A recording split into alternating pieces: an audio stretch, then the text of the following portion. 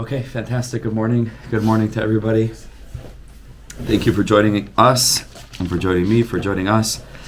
As we continue, B'siyata D'Shmaya, Torah Chof in Likutei Moharan, learning the Torah of Rebbe Nachman, Schus Yaganolein V'Alkol Yisrael Amen. Today's shir is sponsored by Yossi Meyer as a schus for Yosef and Rivka and family, and sponsored anonymously, dedicated to all members of this holy Chabura, old and new, to be inspired and on fire before Rosh Hashanah. Also sponsored by Zev Klein, nishmas, his parents, Rebbe Bryndel, Simcha and Ya'akov and Yeshעיהו, the neshama should have an aliyah, as a schus from our learning this morning, B'ezras Hashem. So, with Hashem's help, yesterday we just started opening up the sugya of Torah Chof. We spoke about the question, the riddle that was asked of Rabbi Yeshua ben Chananya by the Sabbi de Be'atuna, who asked about a kli that is in itself worth the damage that it causes. And the answer was the mat. The mat that they tried to spread out, that was too wide and too long to fit through the gate, and required the demolition of the gate in order to get the mat through. And Rebbe Nachman is going to return to that at the end of the lesson. And then more locally and specific to the piece that we're going to be learning today that we started yesterday is the Agada in the Gemara in Saita Mishacharav Beis HaMikdash. When the Beis HaMikdash was destroyed, Batal HaShamir, the special kind of worm that was used to cut open stones, was Nispatel, the Neifes Tsufim, and the honey of Tsoifim, which we're going to see, Va'amana, and people of faith, people of deep faith, because the Beis HaMikdash is faith. The Beis HaMikdash is a place where you can look beyond the opaque nature of reality and see Elikus and see godliness. And that's how the Gemara in Bracha says, which we quote quite often here, because Rebbe Nachman's whole Torah is about Geulah pratis, is about standing with both feet firmly entrenched in exile and at the same point being free. The Gemara tells us, Kol mi sheyesh by deya, ki'ilu nimne beis hamikdash b'yamav. Any person who has deya, any person who has intellect, awareness, it's as if the Beis HaMikdash was built in their days. And so the Beis HaMikdash encapsulating faith means that when the Beis HaMikdash is destroyed, so Amana is lost. And these are the three things that were lost: Shamir, Neifes Sufim, and Amana. We began yesterday speaking about the Koyach HaMadame, which Rebbe Nachman renamed the Yitzhahara, Koyach HaMadame. This objective force that impacts all of us, that's the force of imagination, the force of delusion, the force of the opposite of reality. That's opposed over here in the first sentence to Seichel. Rebbe Nachman says the whole goal of life, Kitzarech Kol Adam, this is what we need to do. Lahaitzias Atzmai Me'amadame, to remove ourselves from this illusionary, lower delusional force, and to rise above to the V'la'ales ela Seichel, to rise to the Seichel, like we used a little bit of a mashal yesterday, of a person riding on an animal. Where is our consciousness? Are we the animal, right, who are leading, or are we rising above to embody the rider, right, who l'chayra is able, with more consciousness, to guide the animal for his or her purpose? Because the Rebbe says, when a person is drawn after the madama, this we learned yesterday, slave, this is the aspect of a person being led by their heart, which we translated in the beginning of yesterday's shir as reactivity. Person is guided by their reactions, by their impulses, by their reflexes. That's called shriras lev. Shriras coming from the word shur, which can mean, shar is an ox, but it could also mean to see. Shuhu haylech achar ha-madama shebalev. Shuhu haylech achar means he is following the madama shebalev. A part of their body, a part of their, really, we're going to see it is the body, it's the animal, it's the matter as opposed to the form, but they're following after the madama shebalev. That part of them that's just in reaction mode, that's not being led by responsiveness, it's just reactiveness. So the Rebbe says, when a person gets out of shriras lev and a person stops trusting the lave. I think that's what it comes down to. We follow people we trust. When we no longer trust them, we no longer follow them. We're having a whole discussion in one of the groups, a Torah group, about emunas chachamim, and about how can you have a thing where you have, on the one hand, there's a tremendous value of emunas chachamim, but at the same time, everybody has emunah on their chacham. Doesn't mean you have emunah in all the chachamim. You can't, because many chachamim had divergent paths, divergent views. You cannot have both emunas chachamim in Rav Kook and the Satmar Rav. They had opposing views on what the nature of Zionism is. So you can't, right? And that's just one tiny. It's not tiny. It's a very major example. But there are many, many, many myriads of examples. And so I was putting forth an idea that I think we've touched upon in an earlier teaching, maybe.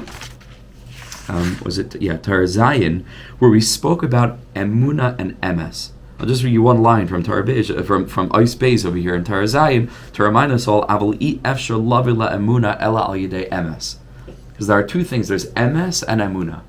And every person is going to believe in what they believe in based on the degree of Emes that they're able to ascertain.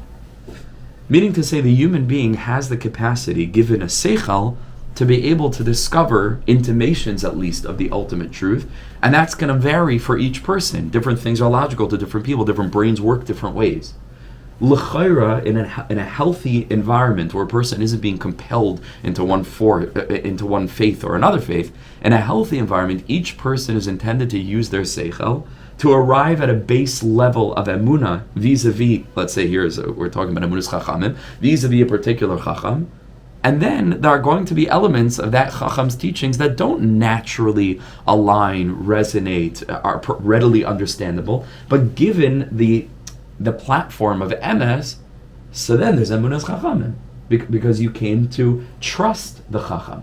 Because you resonate enough with what you can understand of his teaching, that the level of non-readily understandable teachings, it's not hanging in the air, it's built upon your emes. When you have emes, then you have emunah. And that's each person's shikaladas, right? What do you resonate more with? Do you resonate more with the approach of Rav Kook? Do you resonate more with the Satmar Rav? And then, okay, so that's your chacham. But it isn't like, just pick a name out of a hat and then have emunah on them, because every neshama needs something else. How are you supposed to find out what your neshama needs? There's a thing called emes. You understand? Emes means utilizing the mind to be able to ascertain, to the best of each of our capacity, our closest intimation in a most honest sense of what we consider to be the truth that resonates with our personal neshama. Then after that, you have emunah on that chacham. You can't have emunah on every chacham all the time. What I'm trying to bring out over here, aside from the fact that I think that's a salient and important point, is that we follow what we trust. When a person stops trusting something, hopefully they have enough guts to stop following it, right, and to seek something else. Sometimes it's not that way. Sometimes, like I said, in a pressure environment, right, where there are expectations made externally on what a person ought to believe, so that's not an environment that could foster emes. Even though the general value of such a system may be truth, but that's not, right? Because it's never about force, because force doesn't produce truth. Force produces a robot, who's doing what you want him to do, but that's not the environment that's going to produce Rachmana Liba, where there's intellectual freedom, and each person is given the capacity to really discover their own path, v'chulei. But generally speaking, when a person stops trusting in something, they stop following it. And this is what the Rebbe is talking about over here. So when a person leaves shrirus halev, which we translated based on Rashi's understanding of the word shrirus in this context means to see, when they recognize that actually the lave does not see, I'm following something that isn't blind, it doesn't see. I thought that it saw, because all I saw was the back. And I thought that it has this wondrous eyes, maybe it even has binoculars, maybe it's a telescope, and it's mamish leading me in the right direction. And then all of a sudden, there comes a moment in life when a person starts to realize the heart is blind. And that's the nakuda here. The heart is blind. Somehow you manage to get ahead and you turn back and you look and there's two eye patches over his eyes. Or the heart is ultimately so ashamed, at some point that it has to turn around and reveal itself and be like, hey, I'm sorry, I misled you. I literally misled you. because you thought that I was trustworthy. I wasn't trustworthy any of the time. I was pretending. I'm not trustworthy. I don't have eyes. This is the shrius lev. So the Rebbe says, "Ukashi yotzim mishrius halev," and therefore umishaber libay ha'even, and then a person's lev ha'even, which we translated yesterday at the end of the shir, again based on Rashi's interpretation of that pasuk v'asirois lechem lev ha'even in Yeshayahu, is a reference to gaiva. Says the Rebbe, Zebachina Shamir. This is the aspect of the Shamir worm. That the whole inyan of the Shamir worm is to create openings where previously there didn't seem to be any openings. We said in the beginning of this year and yesterday that the koyach hamadama based on reactivity is a very shallow way of living.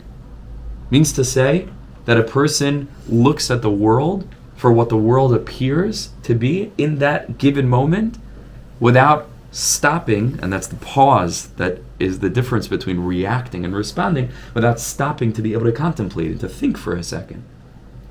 And to be able to make a calculated cheshbon that will enable them sometimes to forego immediate pleasure for the purpose of a larger gain. Right? That is what makes us human. Like we said yesterday, animals, behemoths, which we're going to get to hopefully at the end of this paragraph, behemoths, carbonas, behemoths, we're going to see carbonas, but behemoths are reactive. They don't have the ability to be able to contemplate, a larger picture. What you see is what you get. So the Rebbe says when a person gets out of the koyach hamadama, you know what that gives you in your life? It gives you the Shamir worm. Because the whole inyan of the Shamir worm is to say what you thought is impenetrable, meaning this is the world. The Shamir comes and it splits all of reality at all the seams, and it tears the world right open. And it begins to avail us brand new perspectives on reality, both on ourselves and on others. One of which, like we said yesterday, maybe the primary of which, is the difference between looking at ourselves as Ra, with a Yetzer within myself as Ra, and instead to take a step back, look at the bigger picture, and instead of jumping right into a judgment, that's the point, instead of jumping into a judgment, to have the presence of mind, literally seichel, to have the presence of mind, to be able to reflect more deeply and say, this is not Yetzer Hara, this is koyach hamadama. As a result of the koyach hamadama, that a person's living in delusion, this share is not going to work, I'm sorry, maybe over there on that side. As a result of the koyach hamadama, then a person comes to whatever conclusion with regard to how they feel they need to act. And at that point, it's realized that it's not wanting, it's not an inner desire, it's not taiva. Taiva is a bad word for it. It's not taiva. It's feeling like you need it. That's the nekuda. A lot of times taivas are spoken about as literally it means a desire, something the person wants to do. And often, it's bechlal not the right time. It's not the subject. It's not the right category. We're not speaking about something that a person makes a conscious choice to do. Oftentimes, we're speaking about behaviors that are the result of a koyach hamadama that is there to protect the person from whatever difficult, harsh, challenging realities that a person needs to really work through and experience. And oftentimes, because that's one of the approaches, like in let's say IFS, there's no bad parts, right? Like every part, there's something called the fireman, right? Who comes to put out all the problems of the manager and different parts within a person. But the big chiddush of IFS, of internal family systems, is, to the best of my knowledge, that there are no bad parts. Which is why it's a very Hasidic, sort of like almost like panimi. It's very panimi. To the extent that it exactly maps onto, to our concept of self is a matter of debate. But there are no bad parts means to say that Bona get a person has a heroin addiction. Let's say a person is addicted to a heavy drug. So from the Yetzer Hara perspective, it's a terrible Yetzer Hara. So he has such a taiva for to put something foreign in his body and numb him, to the pain of this reality. He's super hedonist, seeking the highest high and just plunging needles into his arm the whole time. but from the perspective which is evolved, which is Shamir, which splits open the veneer of that reality. Shamir splits the veneer. When you look beyond, what do you see? You don't see a person who wants that. From the standpoint of no bad parts, you say this addiction is coming to protect them, is coming to take care. That person perceives the addiction as something that they need, that they want, as something that they feel they cannot live life without. It's not a matter of wanting it. They might actually, on a conscious level, not want it, but it means there's a part of them that believes that they need it. That's the dimyan. You hear? That's the dimyan. That's the koyach dimyan.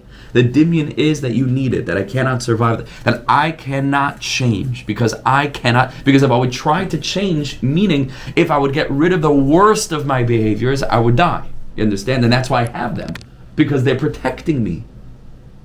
There's a completely different philosophy or psychology around our lower impulses.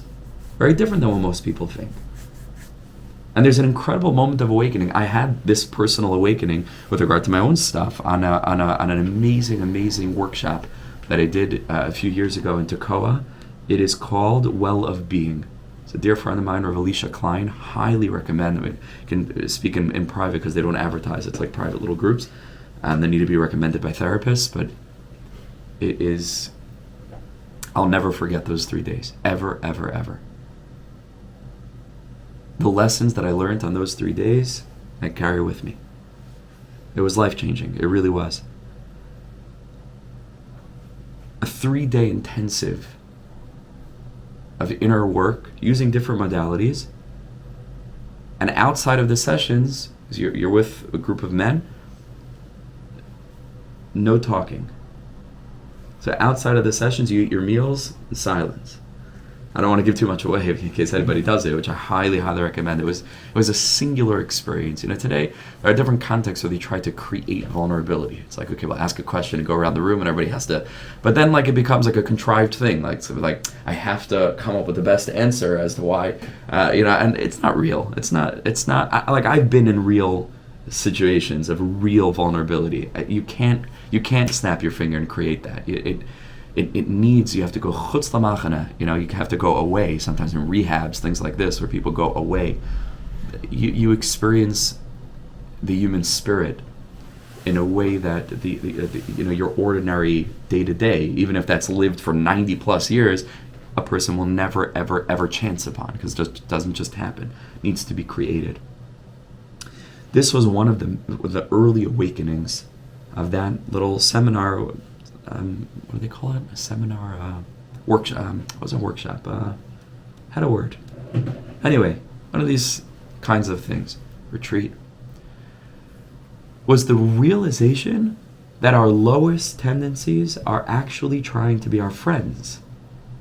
It's not something that you look at it completely differently. Otherwise, it's an internal enemy. It's a yetzer hara.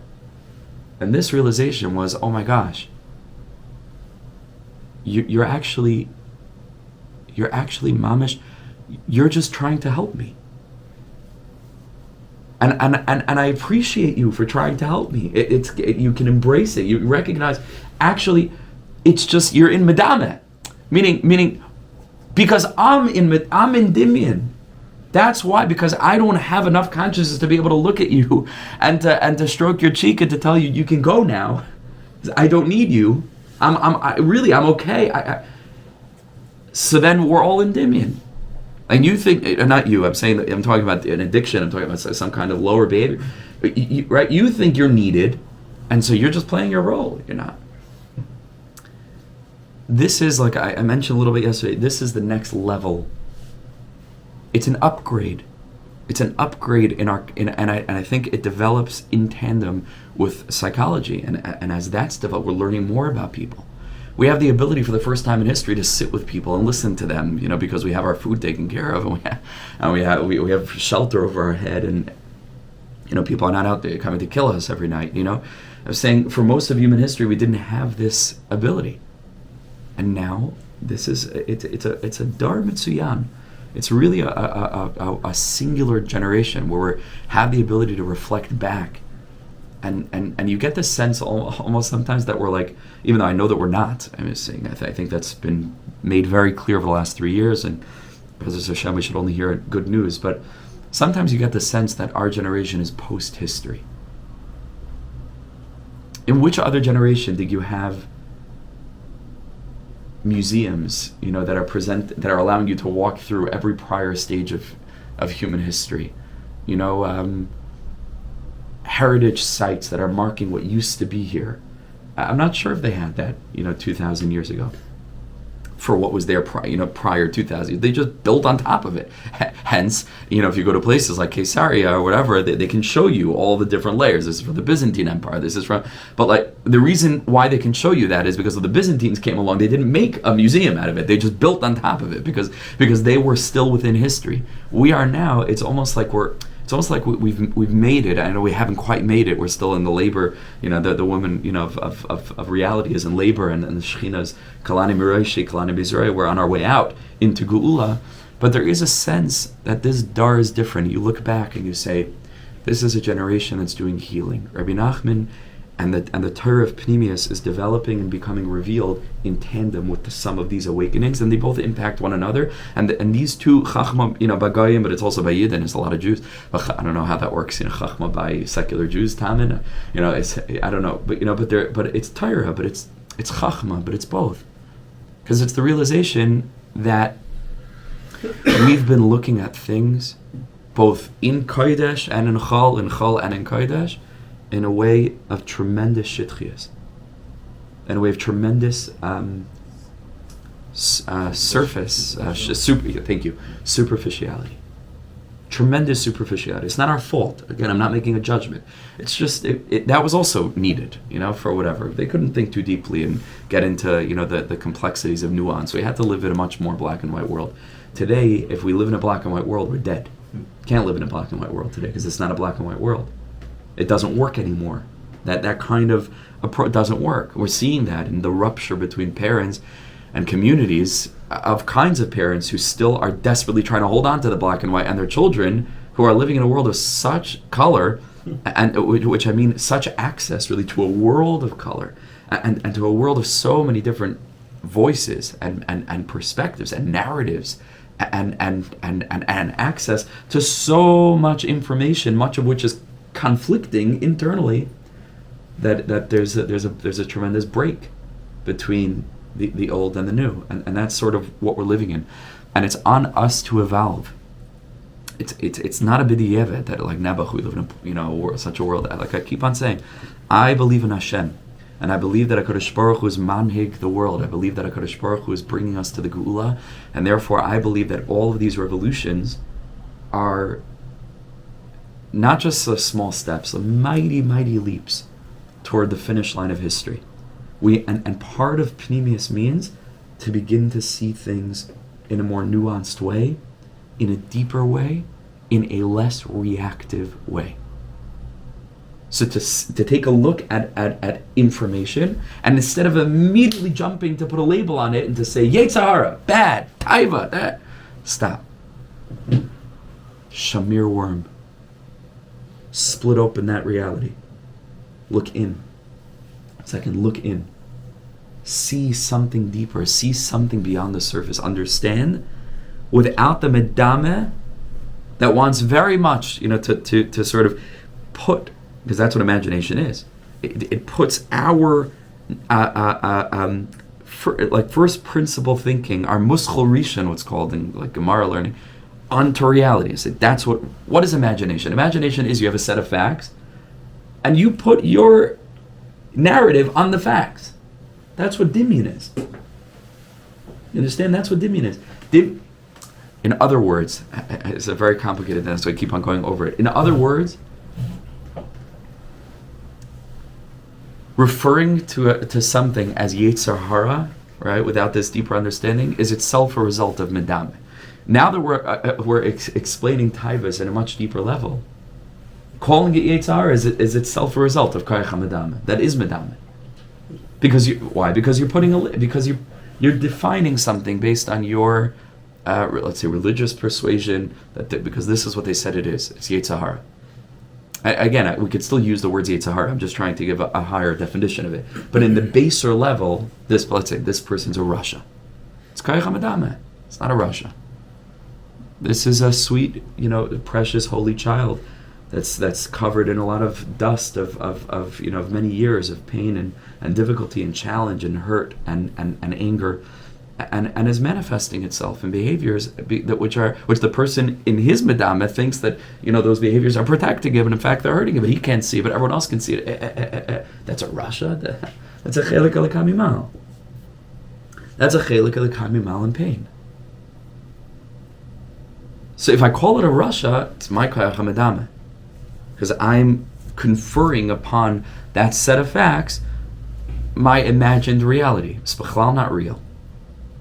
The reason I'm able to know it's b'chlal not real is because that interpretation is only the outermost layer of what's going on here. Because the easiest thing to do is point the fingers of Russia.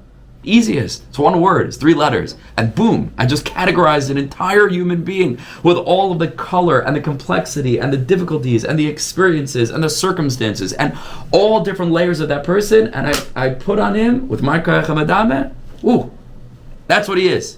Putting somebody in a box. Koyach hamadame. Dimyan. Because what kind of contrived, imagined reality do we live in where you can take a whole human being and sum them up? It's impossible. Raza de Shabbos ihi Shabbos. You can't sum up Shabbos. You could just say Shabbos. You can't sum up Yaakov Shalom Klein. You could just say Yaakov Klein. You can't put me in one box. You can't put any of us in a box because I'm a whole person. I'm not even halfway. I'm developed. I'm not even a person yet. I think the person is their whole life of 120 years. That's the person, So it's medama. What's the truth? Truth is always beyond the surface. Rebbe Nachman says that in order to get out of medama, or the symbol for getting out of medama, is the Shamir. Because the Shamir worm is cutting through all of the shitchiyas. What appears on the surface, an impenetrable rock, slices it through. It opens it up. Oh my goodness, there's an inside. And once there's an inside, there's a new surface. And on that new surface, I promise you, will be written millions of things you would never have found on this surface of it. Where I see Jeremy's brain is going. The surfaces and the dimensions. I'm looking forward to it.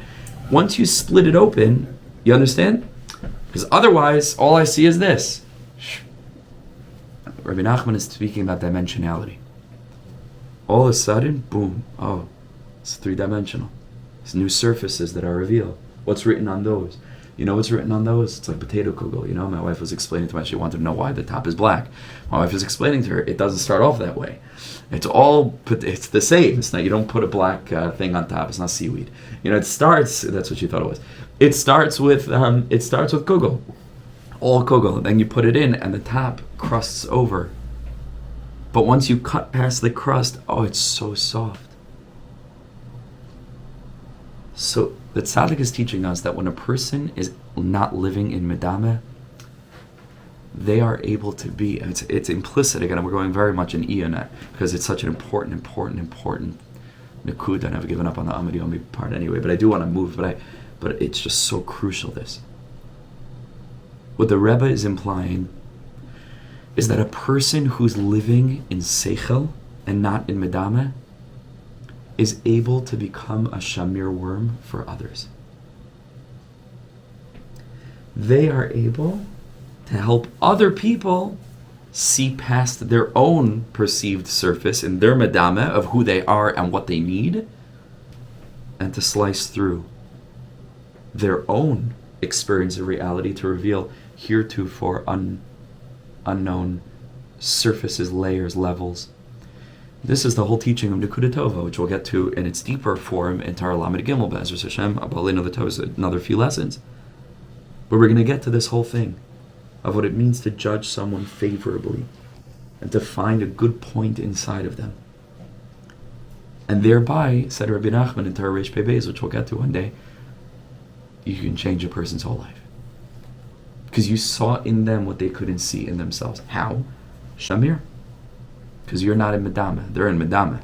So they think they're Russia. They think all kinds of things about it. They've internalized the labels that were placed on them by other people operating out of their Medama. And you're in Seichel. Seichel? My goodness. The whole light turns on. It's like, what are we talking about? Everyone's living in Medama. Everyone's living in Medama. Their Medama. Other people's Medama.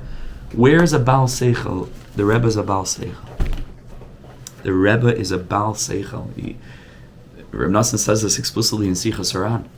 Rebbe Nachman says, if you have a person who's totally insane, and Nevach, their mom is crazy, but somehow they have a Tchunas HaNefesh where they are able to discipline themselves in such a way where they can live every split second of their life al pi the hayra'ah of a chacham. And everything he says to do, they'll do. Rebbe Nachman says they'll be indistinguishable from a normal person. Because how would you know they're crazy? Bottom line is if he's able to have a functional, marriage, children, relationships, job, because they're able to do what a sane person is telling them, then they're sane. So, what's the difference? Then they did what they came to this world to do. Geulah. Something like that. Something like that. Says Rebbe Nachman, that's how it is with us and the tzaddik. Rebbe Nachman says this explicitly. He says, once in my life I saw a sane person. And he says his name was Nachman ben Feig. One sane person. And Rebbe Nachman says, I'm crazy, but all I did is I was mashlich my own stuff, and I did whatever he told me to do because he was normal. And so that's it. I live all. That's called emunas chachamim. Now, a person that's not going to jump into that. You have to first buy in. There has to be MS, and then you have the amunah kol zayis. But Rebbe Nachman says, I did whatever he told me because he was in his seichel. He was not in medama. He wasn't speaking from a place of religious, vitriolic, reactive baggage. Rebbe Nachman was totally free. Totally free. Rebbe Nachman describes him as a Bal Yishav Hadas. Everything was with Yishav Hadas. He was calm and settled and pleasant and free. He died with lucid consciousness. I probably said this in the past. Rebbe Nachman describes rolling a ball of wax between his fingers, and not a care in the world. Like he was waiting for the bus, and the Shama left his body. He was free. A person like that you could trust, because he's not coming with any. There's no dogma, and he's not trying to put stuff on you. The Rebbe is just saying, "Listen, I'm just telling you the truth. You want the truth? I'm telling you the truth." People live in Dimyan. The Rebbe was a Baal Seichel, so the Rebbe comes to help us out of Dimyan. Okay. Does this fit with the PSS and is always saying to use Dimyan to grow? Yes, because that Dimyan is an effect of the Seichel. Remember, yesterday we spoke about reactivity, the Sitra Achra, which is what we spoke about the whole time today. I also spoke in the context of Melechas HaPas, right? Moving from the Machal Behema to Machal Adam, we spoke about the reactivity of Shabbos, where there's no Melechas HaPas. Because Shabbos, or Matzah, you could also say, something natural. So the Piyasetzner Rebbe's encouragements to utilize Koach HaDimyon, Rebbe Nachman's also going to speak about the Koach HaDimyon as how the prophecies got their nevuah, Biyad Nevi'ah Madame. All right, we're going to speak about Koach HaDimyon as an incredible tool. But Rebbe Nachman over here is speaking about the Madame, that's the animal's Dimyon. It's coming from the animal. The Piyasetzner Rebbe is saying your Seichel also has a Madame. It's Dimyon of Seichel. It's Dimyon de Seichel. That's the Piyasetzner's. But we'll see more about that. So just to kind of go the back of that actually. So when Nachman says nimshach acham dama, it's not pshat that you can't live life without koach dama. To make choices, to do it, to live. It's all comparison. Who's leading who?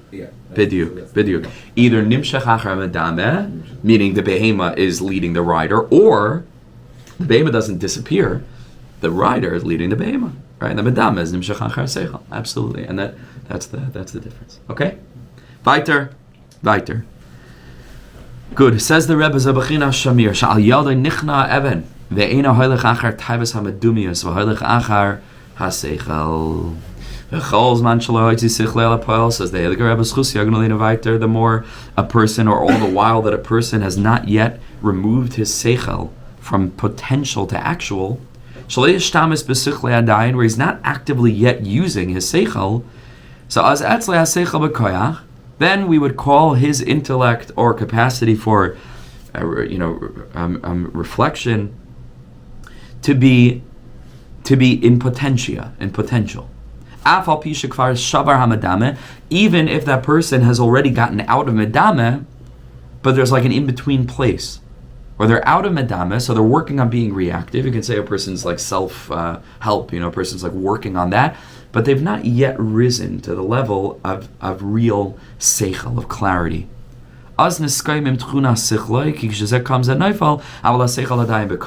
So then, all in accordance with the degree to which a person is extricating him or herself from the medame, so obviously the seichel is getting primed, is getting ready.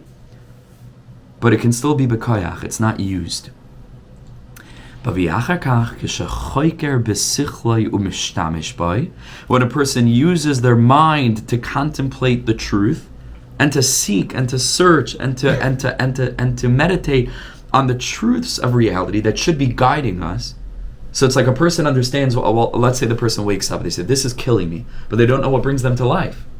So they're halfway there because they're going to get out of their addiction because they realize it's not serving them and they don't want it and they don't need it, etc. But then what? So what do you do then? Right? That's called seichel b'koyach. The seichel is in potential, it's not yet active. But then when a person begins to use their seichel, then they draw it out, mikoyach el ha payal. Payal is called actualization. Says the Rebbe, okay, that's the second symbol. This is the aspect of what's hinted to in that Mishnah in Saita as naifes tzufim, the honey of tzufim. Bebechinas, because the pasuk in Shir Hashirim says, naifes titoifnas v'sayich. Your lips are dripping with honey. There's a connection between lips, which is dibur, as Rebbe Nachman is going to say in the parentheses, and a honey. How so? I'm sorry. There's a link between lips, which is dibur, and honey, and therefore, naifes tzufim is a symbol for bringing seichel mikoyach alapayal. Shahaiti misikos sichlai. There's no greater sweetness than coming to these layers of reality. It is sweet. It's sweet like honey. When a person realizes, I am not a Russia, it's an incredible awakening. Most of us grow up with some deep sense that we're wicked. It's an incredible thing. It's a Christian thing. It's mamish a Christian. It was a Catholic impulse that we grow up with this sense that we are wicked. We're not, and for Rashi, I'm talking about the word, for example, Yetzer Hora. Yeah. Chazal talks about it. Rashi talks about it. Nachon. As Jewish theology evolves and Pnimius HaTorah becomes revealed, we have to upgrade our concepts. It's true. There was a time period when that functioned as truth. There still is a layer at which that functions as truth. Rebbe Nachman is building, to use the mashal we gave before, the next empire on top of the Byzantine. It's the net Torah evolves. That's the whole inyan of Pnimius HaTorah, is that it is a progression of development and disclosure. It becomes further and further revealed in each subsequent generation. So it's putting on another layer, right, to help us understand what Yetzer Hara means, what it truly is. But this is what we think. And there's no greater sweetness when a person is able to get out of medame and they begin to see reality for what it actually is. It's an incredible. One second. It's an incredible sweetness. It's an incredible sweetness when a person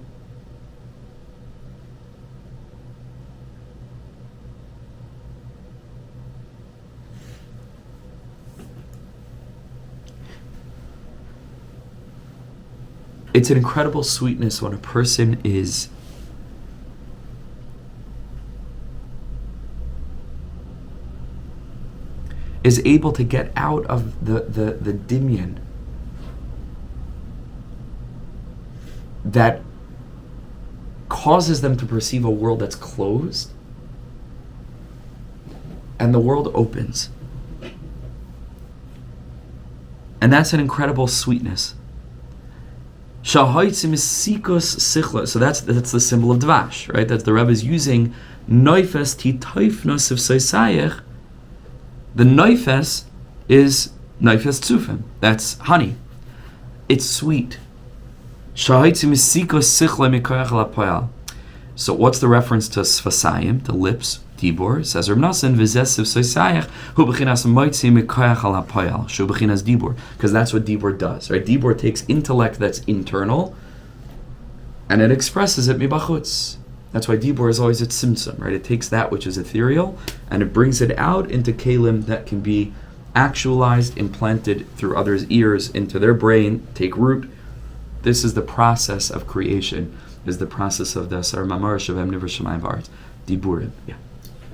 This word sofim seems to connote an expansive outlook rather than something which is more confined and restrictive. Yes. And what I heard in these words they're ever saying is the idea of there's this vast plane, but obviously it's very overwhelming because vast possibilities of maybe rather than just one idea, and through dibba, through talking it out and the different possibilities, you'll be able to also cover true. Both of these are true. Excellent. These are chidushim. Excellent. Okay, excellent. That's a chidushim. Excellent. V'achar kach, says the Rebbe, kishamasig b'sichle kol ma sheyesh biyad anoy shila hasig. Once a person reaches the third level, right? So level 1 is that there's no seichel at all. It's medame. Level 2, seichel b'koyach. Once a person reaches the next level, kishamasig b'sichle kol ma sheyesh biyad anoy shila hasig, asichle shav seichel hanikne. This is called seichel hanikne. Now they've acquired a truth. Like the Mechakrim, the Sefer Ikrim, the Rabag, in his Pirush and Koheles, really ultimately from Aristotle, they're Aristotelian influenced Jewish philosophers, but it's an Aristotelian idea. Sheyesh seichel b'koyach v'seichel hapoyal v'seichel hanikne. This is one of the oddities in Breslov. Rebbe Nachman is anti philosophy, and his whole Torah is filled with philosophy. But that's also not such a secret, because Rebbe Nachman has a Torah later where he says that tzaddik emes needs to know everything, needs to learn every philosophy, and he's able to elevate the sparks. And so this evidently is one of the sparks that Rebbe Nachman is elevating. But halei davar, that the one tzaddik who was the most fire against philosophy, again and again, he quotes the Mechakrim and uses terminology from the Sifrei Mechakrim. It's an oddity. But this is an Aristotelian idea. There are 3 kinds of intellect. There is potential intellect, that's called seichel b'koyach. There is actual intellect, which is seichel hapayal, and then there's acquired intellect, which is seichel hanikne. And the philosophers write that ve'ikr kiyumai shel adam, this is what the Rabag writes, I believe on the pasuk emes knei al timkar, something like that. The Rabag writes this exact thing, but it comes from Aristotle. Ve'ikr kiyumai shel adam la'achir misasai. The philosophers believed that what remains of a person after they die, eina ela seichel hanikne, is the truths they've acquired. Because we've already established in the context of Torah Aleph, it came back in Torah Ches, I'm sure it came back in other places as well, that truth is synonymous with, how do we define truth? Fact. Netzach, thank you. Right? Fact is another word for truth. Netzach. Truth is eternal. And so the philosophers, in trying to understand how could a person touch eternity, the only thing they could come up with is the degree to which a person is in touch with truth. Because truth remains. And if truth remains, then whatever degree of truth a person is inculcating into their transient experience of consciousness is netzach within the human. Moshe Rabbeinu is the sphere of netzach. Right? Moshe is called Torah Moshe. Torah emes. Moshe emes. Netzach, emes, netzach.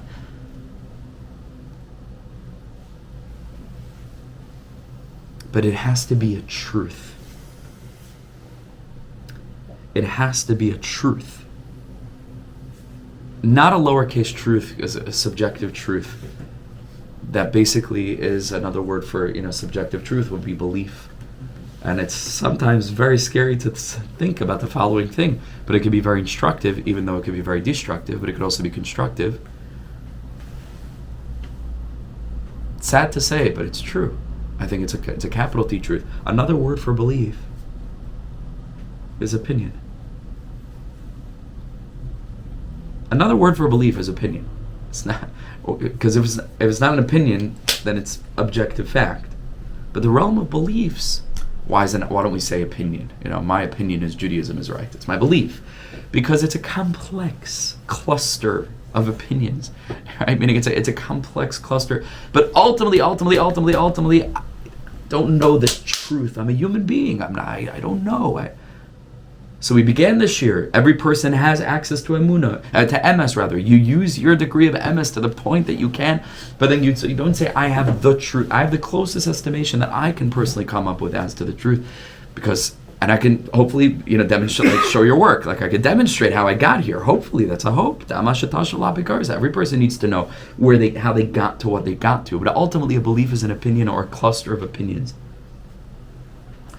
But then there are truths. It is possible for an opinion/belief, hofech liot emes, to become evidently true, to the extent that it holds true in a person's life. Because truth is eternal, and the greatest indicator that something isn't true is that it's shikra loikoi.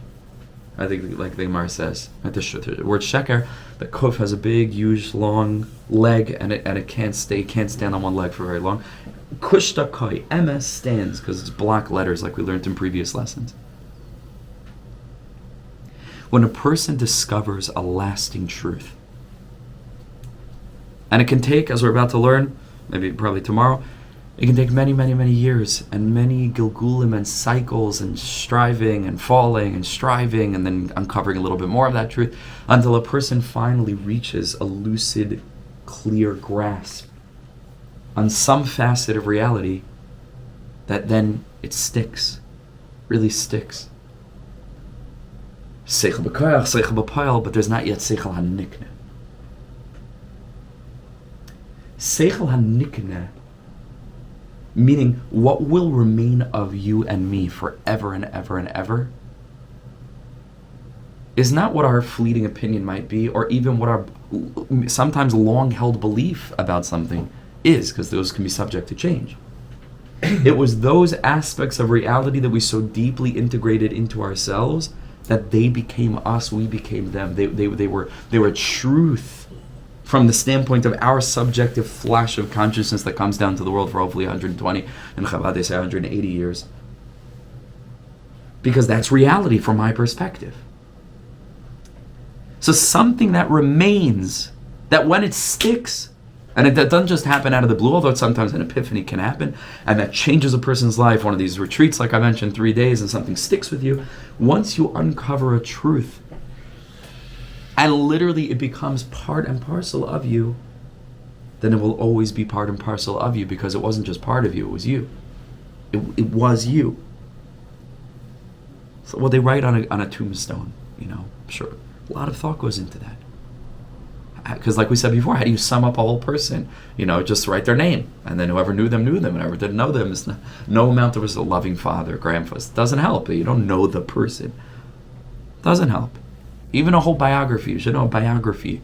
It doesn't help unless you know the. It's like one of these. Like my wife and I mentioned, we went to Banff, to Alberta in Canada. It's a gorgeous, gorgeous, gorgeous, gorgeous place.